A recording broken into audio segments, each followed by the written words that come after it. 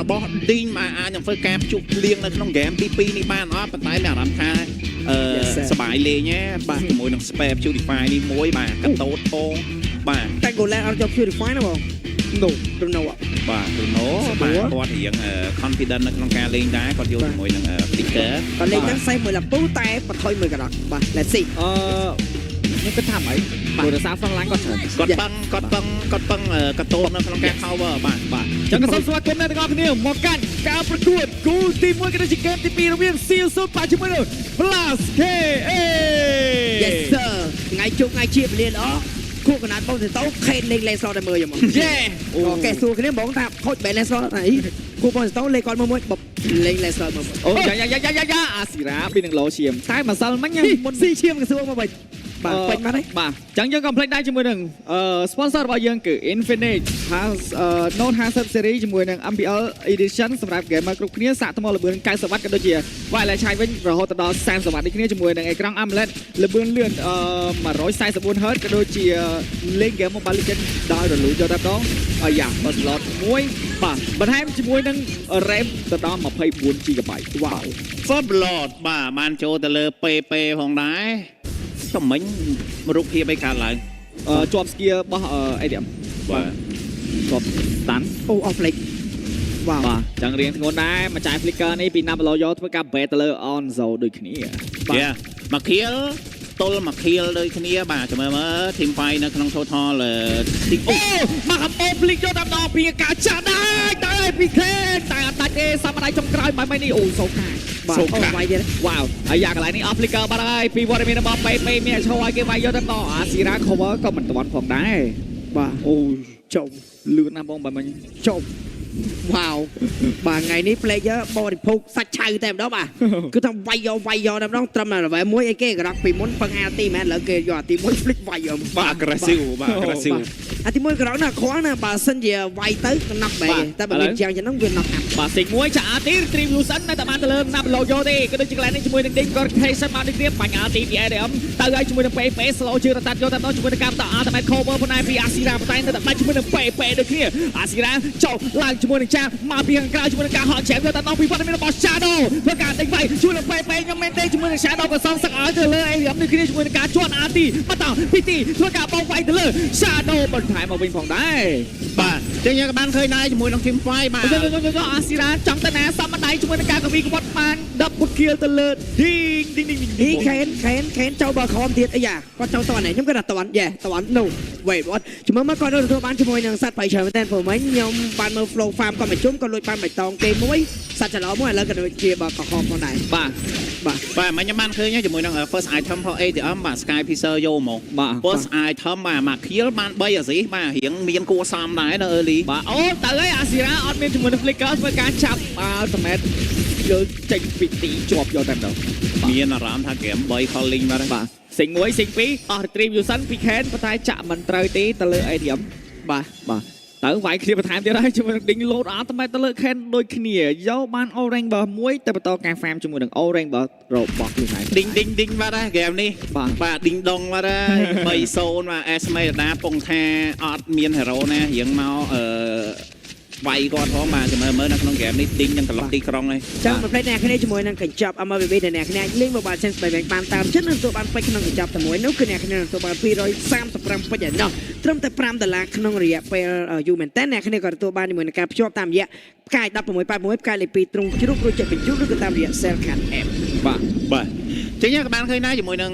នៅ early game បាទគឺសម្រាប់ team Flash KX គឺគាត់ធ្វើបានល្អខ្លាំងមែនទែនបាទដែលធ្វើការ lead ជាមួយនឹងចំនួន row 1400ដែរយើងក៏មើល team fight នៅក្នុង total ទី2អូបាទ ឥឡូវមានការតេស្តថយកតែម្ដងប៉ុន្តែមើល map ទេចាក់អាទីយកតែម្ដងពី Ken តែ sync ខុសមួយបាត់ហើយបុកអាទីជាប់បាត់ពីអារម្មណ៍ប៉ុន្តែ ADM ធ្វើការចាយជាមួយនឹង flicker ថ្មីដកថយផងដែរកន្លែងនេះជាមួយនឹង ding បើក map បាល់អស់ខ្លាំងតែអានេះយកជាមួយនឹងថបានដែរទេខកកាត់ជាបើកអាទីពីអាស៊ីរ៉ាទៅកាន់តែជួយគាត់មានរបស់ទីយកតែម្ដងប៉ុន្តែជាមួយនឹង ding មានការដេញវាយមួយទល់នឹង3យកតែម្ដងពី ding ទីវាសិនទៅបានទៅលើណាប់យកលើយកទីគ្នាជាមួយនឹងការ stream បាត់ថទី2ផងដែរពីខាង Flash KX អត់មានអ្នកវាយ ding បាទអត់ទាន់មាន damage វាយ ding ទេបាទអញ្ចឹងត្រូវការចាំជាមួយនឹង damage បាទអាស៊ីរ៉ាបាច់3ដងបាត់ទៅហើយនៅ early game បាទ no អាមិនចេះ បាទขณะไปได้ไม่รำไปอย่างนี้สวยนะបាទ បោះវល់ជាប់แชมป์ឡើងដឹងយកតែម្ដងពី Shadow ផ្ដាច់ទៅលើណាប់លើប៉ុន Retribution មែនទេ ไปอย่างนี้สวยแมนแดนสมัยดาทีมไฟเหมือนธรรมดากระรับวิมันเจเราแต่ full tank บางแม่ไปจับไปพกวิ่งกับวิ่งในบ้านอยู่เลยขวานเคยบอกไอ้ดามาพกมาเจียงฟลิกบอกอันทีโย เจอไม่กันในสกิลการเล่นจะเลิกกรอบพอกรนี่หรอ បាទជាប់ទីហើយម្ដាយសើទៅលើទីប៉ុន្តែមានការដាក់ជាមួយនឹង skill ទី2ដកថយមកម្ដាយពីទី បាទមិនដែរជាមួយ Shadow ហោជាបុកអាទីទៀតហើយពីពេចាប់ពីរជួយនឹងការកាប់ចាប់យកទៅម្ដាយចុងក្រោយដាច់ទីដែរទេមានការបិទមេបជាមួយនឹងការអត់ឲ្យកៃស៊ីធ្វើការឈោទាត់ទេក៏ដូចជាកន្លែងនេះជាមួយនឹងការចូលទៅ invest ថែមទៀតប៉ុន្តែពីវត្តមានរបស់ Ken ផប free រ៉ូមឺរបស់ C0 គ្រប់ season គឺសុទ្ធតែស្ដាច់កាច់ใหญ่แม่นะสกัดกายตั้งไปจำนวนองเลยมาตั้งไปยี่สกอร์บอกสีบอก បាទ มาทลายบ้าแล้วจอไปเปสนองนายยอบอกแต่เอาเนี่ยเมื่อริเพลย์บอกสีกันเลยนะที่บอกเลยแต่จังไง បាទ เคยบกไหลนะบกไหลนะบ้า เยเมนกรอกพอกรนี่บาสันห้าแล้วเมื่อโรมในขนมอัมบิอลตอนเมียนท่าหนักไอ้แต่ท่าเลงมาโดยเปเยเมนเปไงนี่เปอร์เอาท่ากรอกรในขนมอัมบิอลเคเอ็กซิหลักเกยโยมบ้าแล้วปัจจุบันแกแล้วเมื่อตับเป็นแกมนะบ้าแต่จัดกระดกไวอยู่บ้าអានតដាចិនចាំងឡាផាស៊ីវ បាទបើក្រគេតែយើងវាយឲ្យពាក់កណ្ដាលតតចេញមកមួយស្គីលនោះបើបែរមកក្បែរវាយហើយមើលតំណងវិញ one shot វាយម្នាក់ឯងហ្មង បាទឥឡូវបោះវល់ជាប់ជាមួយនឹងការចាក់ស៊ីងយកតែម្ដងពីខែក៏មានការស្ពនមកវិញដូចគ្នាផងដែរ បាទចូលថតទី3ចាំមើលបាទឥឡូវ CU0 ចាប់អូយធ្វើការបានពេរយកទៅជាមួយនឹងការកាប់ឆាំលោតអាទីខោមកពីទីដូចគ្នាកន្លែងនេះជាមួយនឹងពេដកថយបានណាទេបណ្ដាចុងក្រោយជាមួយនឹងការខ្ទាត់បាទពីរពីពេនៅដកថយបានដូចគ្នាផងដែរយកមកជាមួយនឹងវត្តមានរបស់ Shadow ធ្វើការកាប់ឆាំទៅលើណាប់យកទៅមកជាមួយនឹង Ding ក៏ដេញទៅលើ Shadow យកទៅតែ Shadow អត់បញ្ហាសម្រាប់គាត់ទេកន្លែងនេះជាមួយនឹងការសិងទៅពីខាងក្រោយចាក់អាទីយកតែម្ដងវាយទៅលើ Ding ក៏មិនឈឺដូចគ្នាអញ្ចឹងហ្គេមនេះជាមួយនឹង Tato ក៏មិនទាន់បានប៉ះមិនអ្នកមិនដៃដែរមានតដាចោះដាឡើងជាមួយនឹងការ cancel Tato ចោលបាត់ហើយអូយបាទមកក្បាច់មិញព្រឺសបលបាទសញ្ញេកងត្រាតឡើងប្រាក់ខែបាទអូយ Shadow ធ្វើការច្រាំយកតែម្ដងពី Ding បើឡាយយកមកជាមួយនឹងទីធ្វើការទួនមួយទៅលើពេតែពេបោះវល់ទៀតហើយពេអញមានបញ្ហា Retribution តែមិនបានក៏ដូចជាបានទៅលើ Ding តែម្ដងជាមួយនឹងការយកថតទី3ពីវត្តមានរបស់ Flash KA 3ថតតនឹង0ពី Flash KA អើយវាយក្នុងផ្ទះ Ding វ៉ាវបាទ Ding អេស្មរដាហ្គេមដេញវាយដល់ Turret ទី2របស់ C0 បាទចាំមើលអនសោគាត់នឹងវាឲ្យធីមអីដើម្បីវាយជាមួយនឹង Ding បានគ្នាខណៈពេល Ding មាន Purify one shot គាត់គឺជារឿងមួយដែលពិបាកហើយរបស់គាត់តាន់ស្រាប់តែទៀតបាទមិញត្រីសងខាងតែបានផបទៅលើអនសោបាទយើងក៏មិនដែរជាមួយនឹង Legend Cinema ផងដែរអ្នកនរនេះបើសិនជាចង់មើលទស្សនានឹងរោងភាពយន្តដែលមានរឿងល្អៗក៏ដូចជាកៅអីធំទូលាយក៏ដូចជាផាសុខភាពកំភ្លេចជាមួយនឹង Legend Cinema បាទឥឡូវនេះមកឃ្លៀវទៅលើ Ding គឺជា topic ដ៏ធំសម្រាប់ C0 shut down មួយនេះអាចនឹងបានលុយច្រើនហើយក៏ធ្វើ esme ក្រដូចគ្នាបាទឥឡូវយើងមើលមកយកបានក៏មិនបានបាទឥឡូវធ្វើការដេញច្រាំជាមួយនឹងពេបោះវល់ទៀតហើយណាប់ឡូយកអាចមានបញ្ហាដែរទេជាមួយនឹងការកាប់ច្រាំយកតែម្ដងពីវត្តមានរបស់ Shadow បាក់អាទីពីអាស៊ីរ៉ាប៉ុន្តែយើងមើលជាមួយនឹងណាប់ឡូយកក៏ដូចមានការដកថយបានដូចគ្នាផងដែរអាតែមែនពីទីចូលទៅពេទៀតហើយពីពេធ្វើការដេញជាមួយនឹងទីយកតែម្ដងពីវត្តមានរបស់ Onso បាយម្ដាយចុងក្រោយអាចមានបញ្ហាទៅលើ Ding ដែរទេ Ding សាម្ដាយទៀតមានការបញ្ហាទីជាមួយនឹងការបាក់ប្រា skill cover PMDMក៏ដូចជាមានការ one shot one kill shut down ទៅលើជាមួយនឹង Ding មួយក៏ដូចជា Shadow ធ្វើការកាប់ចាំយកទៅម្ដងទៅលើ Kaishi My G Purify មិនចុចមកតាហាមចុងក្រោយនៅតែរត់មិនរួចដូចគ្នាបាទក្រៅគាត់យកស្រឿតំណងណាបាទយកឲ្យឡើងមកតំណងយកហ្មងបងវល់អាតមែតពីអាស៊ីរ៉ាក៏ដូចជាកន្លែងនេះយក Turret ទី1របស់ Team Flash KA បានហើយនិយាយមែនបើសិនជាហ្គេមនេះ CU0 ឈ្នះ 2-0 មែនណាសញ្ញេកងត្រាឡើងប្រាក់ខែឲ្យពេហ្មងនិយាយមែនបាទហ្គេមនេះបើសិនជាឈ្នះគឺឈ្នះដោយសារពេទាំងអស់បាទកន្លែងថាបុក3មីតបុក3មកសុំងុំជាងមកប្លោះទូចេះបើសិនយើង flick យឺតផ្ទុំមួយជាងមក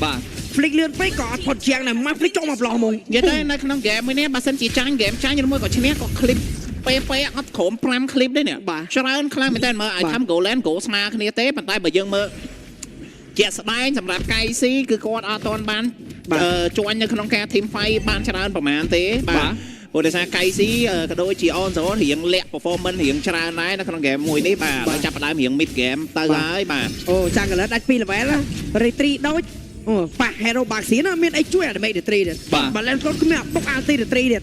ដេត្រីដូចមិនមែនជាជំរឿរបស់ Flash KX ទេ Flash KX ត្រូវតែបង្ខំវាយ team fight បាទវាយឈ្នះឬក៏មិនឈ្នះ បាទចឹងទៅឲ្យ Shadow ធ្វើការបោះជាមួយនឹង Wall ជាប់ទៅលើ Ding អស់ RT បានហើយគឺទៅជាធ្លាក់ជាមួយនឹង RPG បានហើយ Beyond Soul ក៏ដែរជាមួយនឹង Shadow ធ្វើការកាប់ Ultimate យកតែម្ដងដើម្បី aim ជាមួយនឹង skill មានការចាំយកតែម្ដងបុកវាយហើយពី Asira បុកបានមួយរកពី PP ធ្វើការ knock out ទៅលើ MDM យកទៅម្ដងជាមួយនឹងការលោត RT cover ផងដែរពីវត្តមានរបស់ RT ប៉ុន្តែជាមួយ Shadow ក៏មានការលោតឈាមដកថយរះរ៉ាវ៉ាល់មួយប៉ុន្តែ Beyond Soul ក៏ដែរ cover ជាមួយនឹង team ដល់គាត់ដូចគ្នាយើងមើលជាមួយនឹង Ken ក៏មានការវាយទៅលើ Ding ដូចគ្នា game នេះជាមួយនឹង Lord ក៏ការ reset ផងដែរបាទអាយ៉ា Shadow ធ្វើការដេញច្រាមយកតែម្ដងទៅលើ Ding តែអត់បញ្ហាទេជាមួយនឹងការចាក់ស៊ីងចុះឡើងគ្រាន់តែដេញវត្តមានរបស់ Flash KX ចេញពី Lord តែប៉ុណ្ណោះបាទអស់ ultimate 9 hero បាទវាយមកប្រើចាយអស់តែជាមួយនឹង skill ទេប៉ុន្តែអត់ដាច់ទៅលើសមាជិករៀងខ្លួនតែម្ដងបាទ goal earn គឺបានទៅលើ Ken បាទគឺថោពន់តែម្ដងបាទ 6500 ក៏ដូចជា Shadow 6200 បាទខេននៅលើណាខេននៅលើណាអាយ៉ាខេនથઈគេខេនឃើញម៉ែខេនញ៉ាំមកតោះណាខេនបាទអាយ៉ាគេ fast ជាមួយនឹង Lord យកតែម្ដងពី Flash KX PP ឲ្យនឹង make play ដែរទេជាមួយនឹង PP បុកអាទី knock out ជាមួយនឹងការទៅលើ RPG ប៉ុន្តែ Tribute សាត់មកទៅលើណាប់លើយកមានការចាក់ signal តែម្ដងពី Ken មកមិនទាន់ទេជាមួយនឹង Lord មួយនេះ free ទៅ Flash KX ចាក់មួយចាក់ពីរ Ken ឲ្យមានបញ្ហាដែរទេ sync ខុសមួយបាត់ហើយក៏ដូចកន្លែងជាមួយនឹងការ shut down ទៅលើ Kaishi ផងដែរពី PP មកដៃខ្ទប់ជាងបាទឌីងបាទចាក់សេងចោះសេងឡើងពី Ken បែក៏មកដូចគ្នាកាមនេះ Lord មិនទាន់ទៅណាឆ្ងាយទេក៏ដូចជាសមាជិករបស់ See You Soon clear នៅ mid lane តែម្ដងមិនឲ្យ Lord ដើរទៅដល់ turret ទេបាញ់ RT ពី ATM ដាក់បណ្ដៃញូសៀទៀតបាទសំខាន់កន្លែងដែលពួកគាត់សម្រេចគ្នាឲ្យ Ken ឡើងទៅ clear លើគាត់ប្រហែលគិតថាអីទេគេមាន fast នេះណាមួយកណ្ដោយើងមើលនឹងណាគេ fast Lord យកហ្មងតែមែនតើ RPG 3 RT យកតែម្ដងជាមួយនឹងកាប់ទៅលើ T ក៏ដូចជា turret ទី2នៅខាងផ្លូវបន្ត lane ក៏មានការយកបានម្ដងពី See You Soon ដេញមកម្ដៃខ្ទាតជាងទៅក្រោយផងដែរក៏ដូចជាមានការលុប Ultimate ទៅលើ Shadow តែ Shadow ដូចមិនសូវបញ្ហាសម្រាប់ការជាប់ RT ពី Ding ផងដែរបាទចុះមកលឿនមក SV ពាក់គេមិញមកស្គីទី1រត់ប្រយបាទនេះតើខ្វិនតំឆាច់ឌីម៉េអត់ដឹងដែរឌីម៉េគាត់ពាក់ខ្វិនតំឆាច់ maybe ព្រោះមួយដៃលោតអា passive ហ្នឹងអូបាទមកចេញមកធីមអូអត់ទេនេះតា I'm sure right តាបាទI'm sure right មានបងមិនអត់អីអត់ទេតោះមិនតោះយ៉ាបាទមិញគេអត់លឿនហ្មងចាំថា SV បាទចាំរំដែរដូចបែបលឿនបាទនេះឲ្យធ្វើ load មកអូយ proof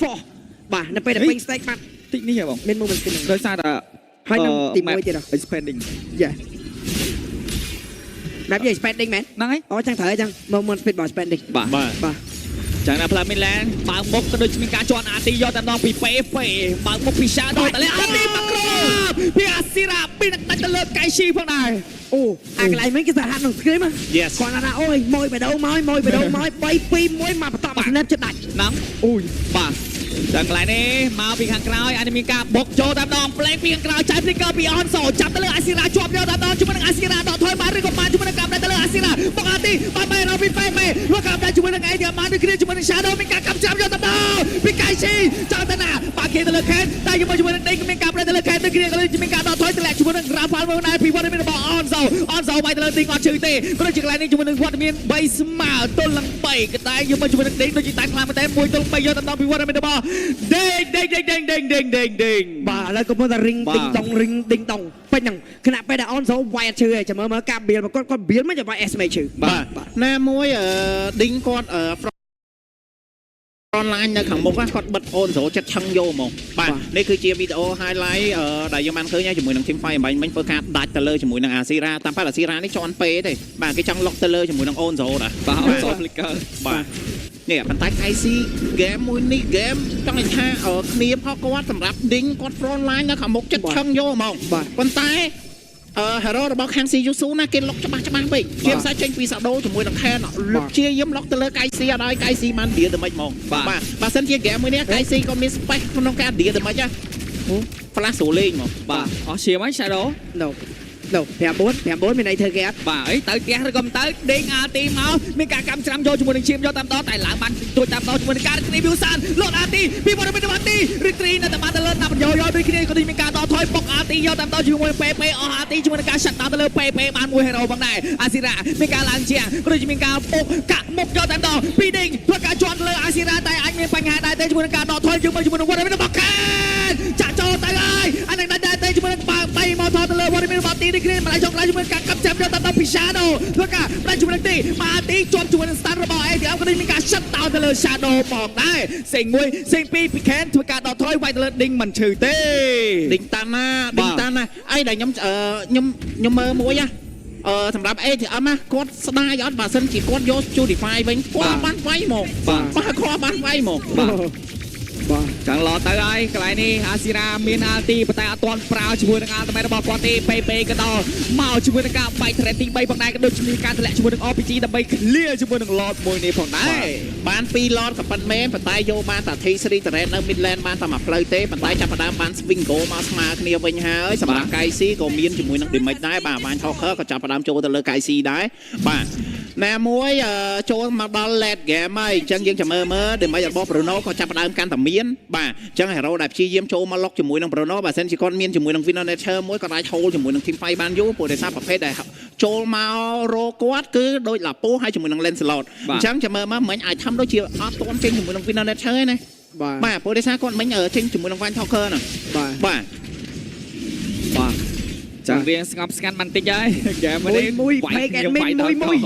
ឆ្នាំ Status Kane share Status មកឡើយ